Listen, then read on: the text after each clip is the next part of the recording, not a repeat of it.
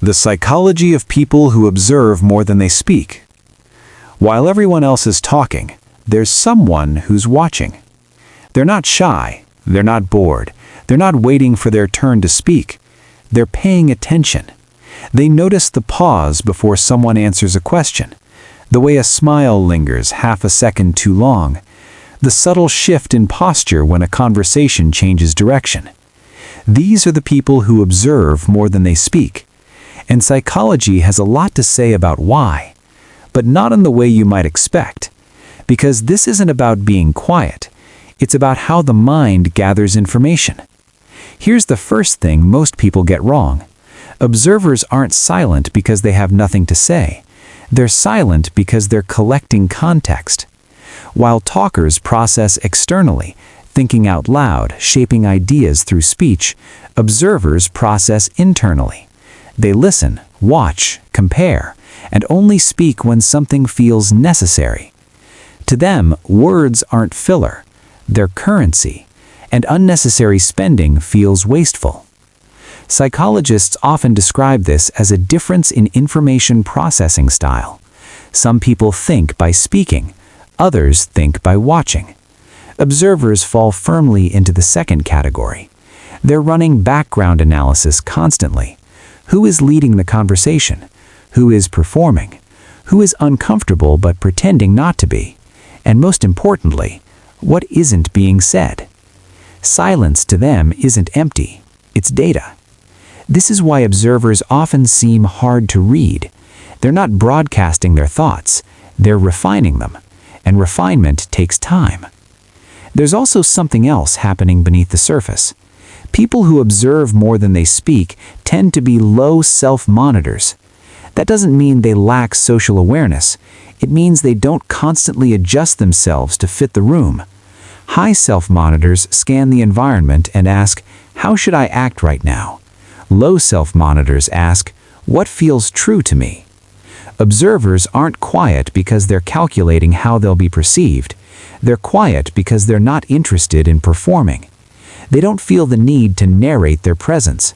In a world that rewards visibility, this can look like disengagement, but it's actually the opposite. Observers are deeply engaged, just not theatrically. Think about group conversations. There's usually one person filling the silence, one person steering the topic, and one person sitting back, saying almost nothing. That last person? They're often the one who understands the group dynamic best. They know who's dominating. They know who feels ignored. They know which opinions are safe to express and which ones will create friction. Because when you're not busy talking, you're free to notice patterns. And the human brain is a pattern detection machine. Research shows that people who speak less often remember conversations more accurately, not because they're smarter, but because attention isn't divided between listening and responding. They're not rehearsing their next sentence, they're fully present. And presence changes perception. Observers tend to notice emotional incongruence when someone's words don't match their tone, body language, or timing. They catch micro-expressions. They sense discomfort before it's obvious. They feel shifts in energy that others miss. This is why many observers are described as intuitive, not mystical, not psychic, just highly attuned. But here's where it gets misunderstood. People often assume observers are judging. Sometimes they are, but more often they're interpreting. They're building internal models of how people behave. What motivates this person? What triggers that reaction? Why does this person talk more when they're nervous? Observers don't rush to conclusions. They sit with ambiguity. And that's rare. Most people feel uncomfortable with silence because silence forces awareness inward. It removes distraction. It creates space for thought. Observers are comfortable there. In fact, they prefer it. This preference often develops early. Many observers grew up in environments where speaking freely wasn't encouraged or wasn't effective. Maybe they learned that listening gave them more control, or that watching first was safer than reacting. Over time, observation became their default strength, not because they were afraid to speak, but because speaking wasn't always the smartest move. There's also a neurological component. Studies suggest that people who naturally observe more have higher baseline activity in brain regions associated with internal simulation, mentally replaying events, predicting outcomes, and evaluating social scenarios. They don't just experience moments, they process them. This makes them slower to respond, but richer in understanding. Which brings us to an uncomfortable truth. Modern culture often mistakes speed for intelligence. Fast replies, quick opinions, immediate reactions. Observers don't play that game. They know that the fastest answer is rarely the most accurate one. So they wait. And that waiting can be unsettling to others. Silence creates projection. When someone doesn't speak, people fill the gap with assumptions. They're judging me. They're unimpressed. They think they're better than us. In reality, observers are often thinking far less dramatic. They're asking, does this need to be said? Will this add value? Is now the right moment? If the answer is no, they stay quiet. Not out of fear, out of discernment. But this doesn't mean observers lack opinions. In fact, when they do speak, people often listen, because their words tend to be precise, measured, unexpectedly insightful. Observers don't talk to be heard. They talk when they have something worth hearing. And that contrast matters.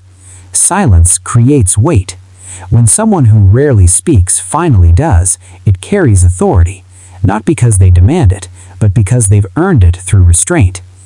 In the next part, we'll explore the deeper consequences of this mindset, why observers often feel misunderstood, why they're drawn to solitude without being antisocial, and why this way of moving through the world can be both a quiet strength and a hidden burden.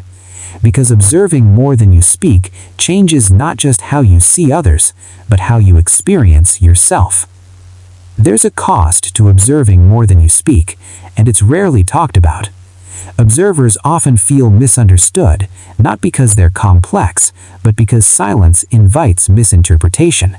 When you don't explain yourself constantly, people project their own narratives onto you. You become mysterious, or distant, or hard to connect with, sometimes even arrogant. In reality, observers are usually the opposite.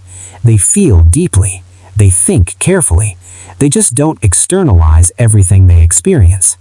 This can create an internal loneliness, not from lack of people, but from lack of being seen accurately. Observers often sense that others don't really know them, even after years of interaction. Not because they're hiding, but because they reveal themselves selectively. They don't share thoughts in raw form. They share them once they're processed.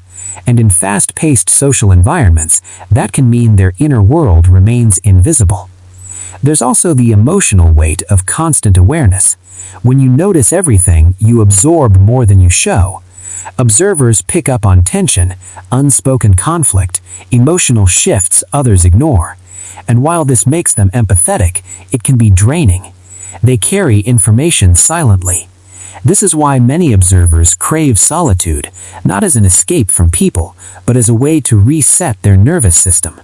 Solitude gives their mind a place to unload what it's been holding silently. Still, this way of being isn't a flaw. It's a different operating system. Observers bring balance to groups dominated by noise. They slow impulsive decisions. They question assumptions. They notice risks others overlook. Historically, societies needed people like this. When the group rushed forward, someone had to pause. When excitement overrode caution, someone had to watch. Observation isn't passive, it's protective. But here's the key distinction. Healthy observers choose silence intentionally. Unhealthy ones use it as avoidance. There's a difference between listening and withdrawing. True observers speak when it matters. They don't disappear, they contribute thoughtfully. And over time, many learn something important, that their voice carries more impact than they realize. When you're selective with words, people pay attention when you finally use them. Your perspective stands out precisely because it isn't constant. So, if you're someone who observes more than you speak, the psychology isn't telling you to change. It's asking you to understand yourself. to recognize that your quiet presence has value, that awareness is a form of intelligence, that restraint is not weakness. But it's also a reminder. You don't need to explain everything, but you do deserve to be understood. And sometimes that means choosing to speak, not to fill silence, but to connect. Because the world doesn't just need louder voices, it needs people who see clearly. If this resonated, let me know in the comments. And if you're someone who notices more than you say, you might find the next video especially familiar. Subscribe to Quiet Psychology for more calm, reflective explorations of the human mind. You're not alone in how you see the world.